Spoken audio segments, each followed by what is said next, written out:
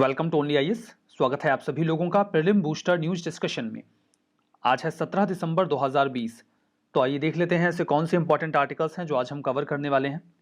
Before that information है एक special batch के बारे में जो कि प्रीलिम्स 2021 को टारगेटेड होगी।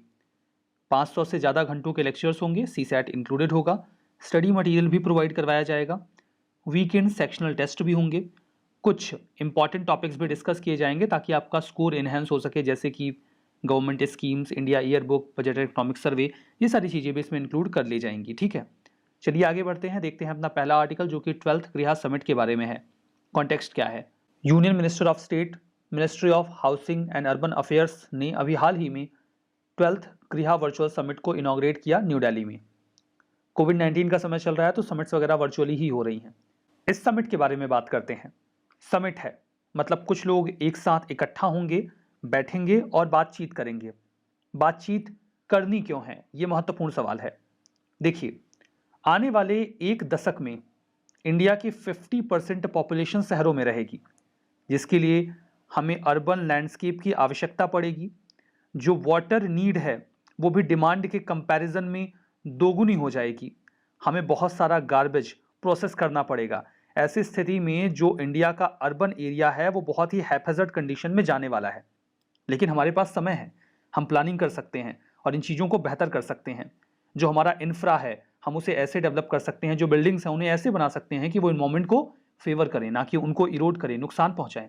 लेकिन ये सॉल्यूशंस कैसे निकलेंगे, इसके लिए हमें आपस में मिल बैठ के बातचीत करनी होगी और इसी उद्देश्य इस गृह समिट को ऑर्गेनाइज करवाया जाता है ताकि सभी लोग मिलकर बैठें, कुछ इनोवेटिव टेक्नोलॉजीज के बारे में बात की जाए, सॉल्यूशंस के बारे में बात की जाए, ताकि आने वाला जो हमारा समय है उसके लिए हम एक रोबस्ट मैकेनिज्म डेवलप कर सके जिससे सभी को फायदा हो।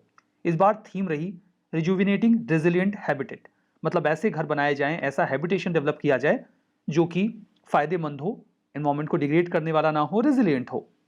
लॉन्च इवेंट में देखिए हमारे जो वाइस प्रेसिडेंट थे उन्होंने शाश्वत मैगजीन को भी लॉन्च किया, एक किताब भी लॉन्च की गई 30 स्टोरीज बियॉन्ड बिल्डिंग्स। इस इवेंट के दौरान ही इसको भी लॉन्च किया गया।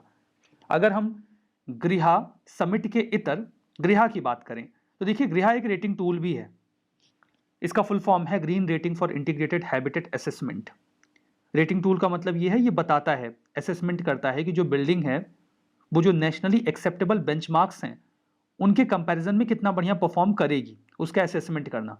असेसमेंट करता कौन है? गृह काउंसिल असेसमेंट करती है क्या ये नॉट फॉर प्रॉफिट सोसाइटी है जिसे टेरी और एमएनआरई ने मिलकर सेटअप किया था। टेरी का फुल फॉर्म है the energy and resource institute और MNRE stands for ministry of new and renewable energy. उद्देश्य यही है कि इंडिया में ग्रीन बिल्डिंग को प्रमोट किया जाए।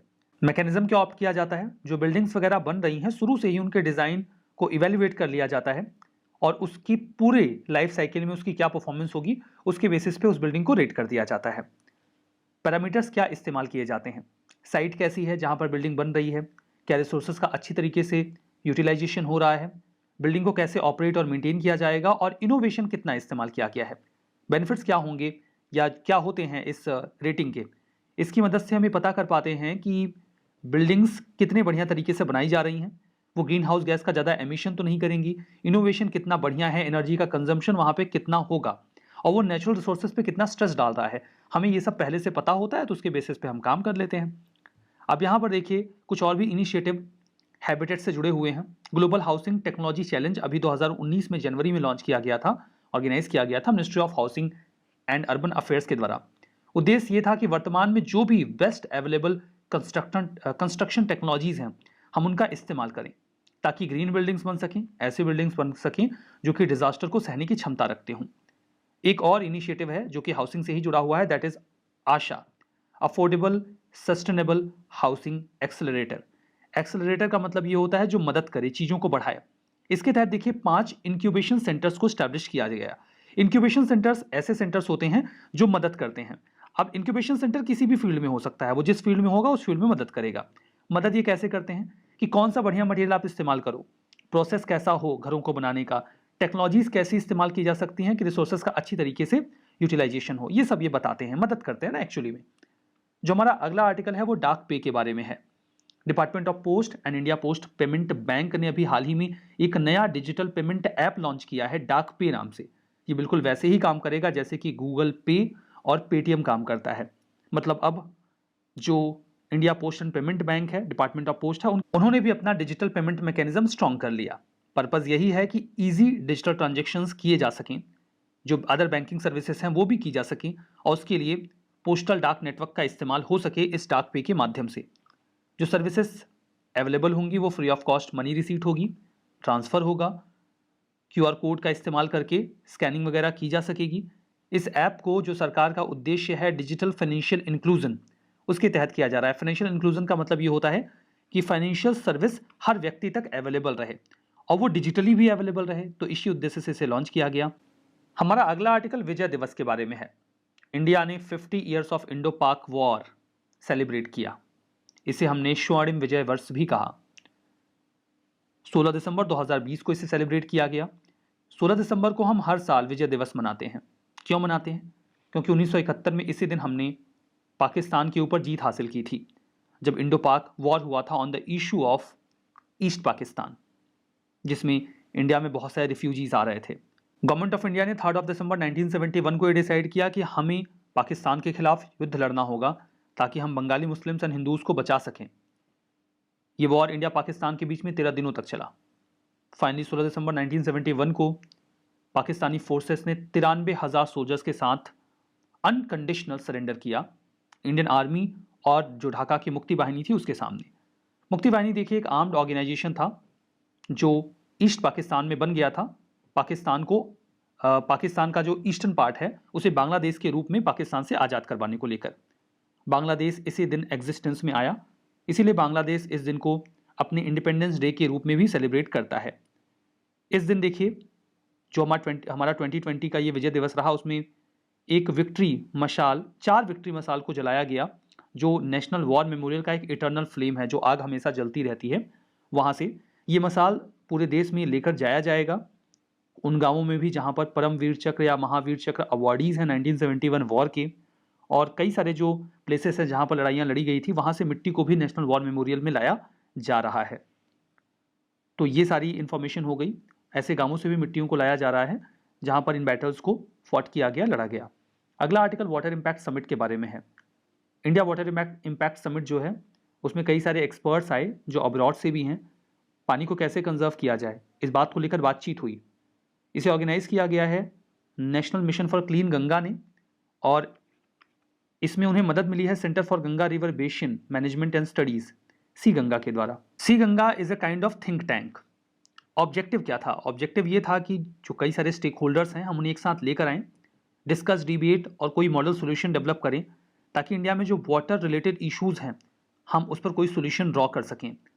थीम इस बार रही Arth Ganga, river conservation, synchronised development. देखिए थीम तो यूपीएससी नहीं पूछती है। इसी दौरान देखिए एक जो Norwegian institute of bio economy research है, उन्होंने एक एमओयू साइन किया है सी गंगा के साथ। ये national mission for clean Ganga का ही एक थिंक टैंक है, एज आई टोल्ड यू। उद्देश्य यह है कि जो नदियों में स्लज होता है, सेडिमेंट्स होते हैं, गाद होती है, उसका मैनेजमेंट हम कैसे करें, इस बात को लेकर ये पूरा एमओयू साइन हुआ है। National mission for clean Ganga के बारे में बात करते हैं। ये national council for rejuvenation, protection and management of river Ganga, जिसे आप शॉर्ट में नेशनल गंगा काउंसिल कहते हैं, उसी की एक इम्प्लीमेंटेशन विंग है। तो नेशनल गंगा काउंसिल की इम्प्लीमेंटेशन विंग है national mission for clean Ganga. इसे 2011 में स्टैब्लिश किया गया था। ये एक रजिस्टर्ड सोसाइटी है, सोसाइटीज रजिस्ट्रेशन एक्ट ऑफ 1860 के तहत। अब बात करते हैं उस थिंक टैंक के बारे में, यानी कि सी गंगा के बारे में।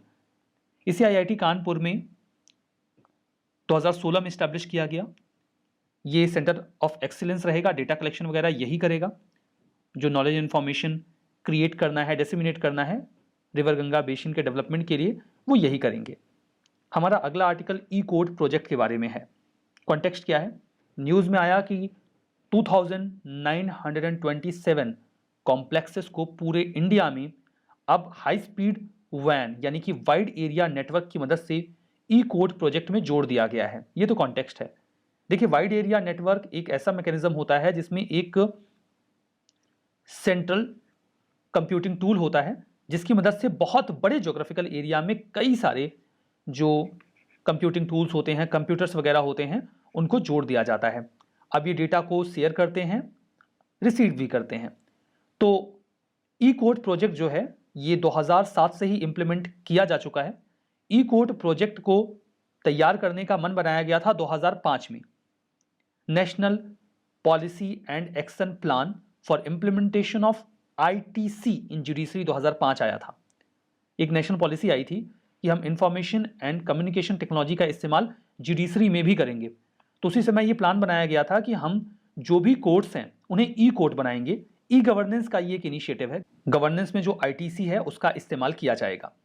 ई कोर्ट में किया ये जाता है कि कोई भी लॉयर है या फिर लिटिगेंट है वो अपनी केसेस को फाइल कर सकता है, उसकी अपडेट ले सकता है, ना केवल डिस्ट्रिक्ट कोर्ट में बल्कि सबऑर्डिनेट कोर्ट में भी। तो वहाँ पर हर जगह कंप्यूटराइजेशन करने का प्लान बनाया गया था। तो लगातार सभी सारे जो कोर्ट कॉम्प्लेक्सेस हैं उनको ई कोर्ट से जोड़ा जा रहा है।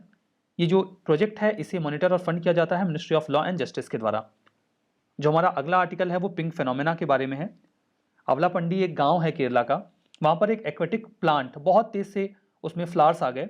उसके फ्लावर्स जो थे वो पर्पल कलर के थे, तो ऐसा लगा कि वो पूरी कनाल जो है वो पिंक कलर की हो गई है, तो इसे पिंक फेनोमेना बोला गया। एक्चुअली में ये जो पिंक कलर आया इस कनाल में, आप इमेज में भी देख सकते हैं, ये एक प्लांट की वजह से आया जो कि रेड कबोम्बा फैमिली से बिलोंग करता है। ये जो कबोम्बा है ये एक सबमर्ज पेरिनियल एक्वेटिक प्लांट है, मतलब पानी में ये उगता है। अक्सर ऐसे पानी में जो शांत हो या बहुत धीमे फ्लो कर रहा हो, और उसके बाद इसमें फ्लावर्स आते हैं। ये पूरे साल रहता है और पानी के अंदर ये फैलता रहता है और इसके फ्लावर्स पानी के ऊपर आ जाते हैं और उनका कलर पर्पल होता है। ये एक प्रकार की इन्वेजिव स्पीसीज है जो कि सेंट्रल और साउथ अमेरिका से बिलोंग करती है। इन्वेजिव स्पीसीज कोई भी ऐसी स्पीसीज होती है जो अपने नेचुरल हैबिटेट के बाहर या नेचुरल रेंज के बाहर आ जाए और वहाँ पर वो उगे या फिर वहाँ पर रिसाइड करे, और जिस एटमॉस्फेयर में, जिस बाहर के एटमॉस्फेयर में वो आया है वहाँ पर वो निगेटिव इम्पैक्ट डाले, तो उसे इन्वेजिव एलियन स्पीसीज कहा जाता है। अब देखिए, ये जो हम बात कर रहे हैं इस प्लांट के बारे में, कबोम्बा, ये एक इन्वेजिव एलियन स्पीसीज है। इसे बहुत ज़्यादा ऑक्सीजन की रिक्वायरमेंट होती है फ्लो करने के, ग्रो करने के लिए, और ये फ्रेश वाटर बायोडाइवर्सिटी को बहुत बुरी तरीके से प्रभावित करता है। हाइट इसकी 30 से 80 सेंटीमीटर हो सकती है। फ्लावर्स इसके पर्पल होते हैं और ये काफ़ी तेज़ी से फैलता है। इसका main habitat rivers, reservoirs, ponds, irrigation canals या जो शैलो वेटलैंड्स है वहाँ पर ये अपनी एग्जिस्टेंस को मेंटेन करने की कोशिश करता है। हमारा अगला आर्टिकल हिमालयन ग्रिफिन वल्चर के बारे में है। कॉन्टेक्स्ट क्या है? अभी हाल ही में for the first time Point Calimere wildlife and bird sanctuary जो है, जो कि आपको नागापत्तिनम डिस्ट्रिक्ट में मिलेगा, वेदरण्यम के नज़दीक में, वहाँ पर ये पहली बार दिखा। इसका साइंटिफिक नाम है जिप्स हिमालयंसिस। ये ओल्ड वर्ल्ड वल्चर है। ओल्ड वर्ल्ड में, वल्चर में ओल्ड वर्ल्ड का क्या मतलब है? देखिए, शुरू में लोगों को अमेरिकन कॉन्टिनेंट के बारे में जानकारी नहीं थी, तो एशिया, यूरोप और अफ्रीका को ओल्ड वर्ल्ड कहा जाता था। तो यहाँ पर जो प्रजातियां हैं उन्हें समटाइम्स ओल्ड वर्ल्ड स्पीसीज कह दिया जाता है। तो ये वल्चर इस रीजन से बिलोंग करता है, इसीलिए इसे ओल्ड वर्ल्ड वल्चर कहा जाता है। ये फैमिली एसिपिथ्रिडाई से बिलोंग करता है। अब देखिए, दो लार्जेस्ट ओल्ड वर्ल्ड वल्चर्स हैं जो कि रैप्टर्स भी होते हैं, शिकारी भी होते हैं, उनमें से ये एक है हिमालयन ग्रिफिन वल्चर। ये जो स्पीसीज है ये आपको हिमालय वाला जो एरिया है और उसके आसपास जो तिब्बत प्लेटू का रीजन है वहाँ पर मिल जाएगा। इसका आईयूसीएन स्टेटस नियर थ्रेटेंड है। साइट्स में अपेंडिक्स 2 में है।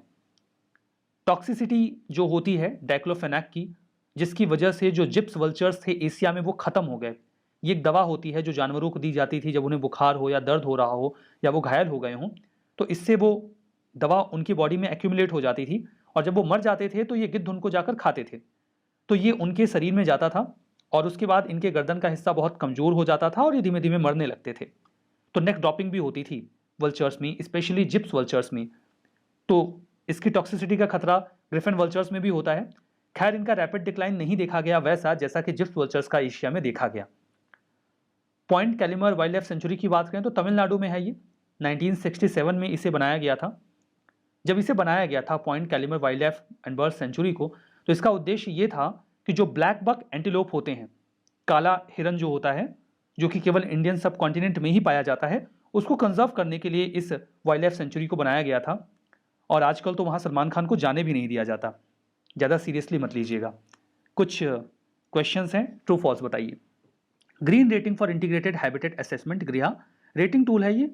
गृहा काउंसिल इसे तैयार करती है ग्रीन बिल्डिंग को प्रमोट करने के लिए। डाक पे एक डिजिटल पेमेंट ऐप है लॉन्च किया गया है डिपार्टमेंट ऑफ पोस्ट और India post and payment bank के द्वारा। Global housing technology challenge ministry of environment forest and climate change ने ऑर्गेनाइज किया था। कबोम्बा ये एक सबमर्ज्ड पेरेनियल एक्वेटिक प्लांट है जो कि स्लो फ्लोइंग या फिर स्टैग्नेंट वाटर में रिसाइड करता है, इन्वेजिव स्पीसीज है। हिमालयन ग्रिफन वल्चर ये केवल वेस्टर्न घाट में ही पाए जाते हैं। बताइए कौन सा ट्रू है, कौन सा फॉल्स है। इस सेशन में यहीं पर रुकते हैं। Thank you very much.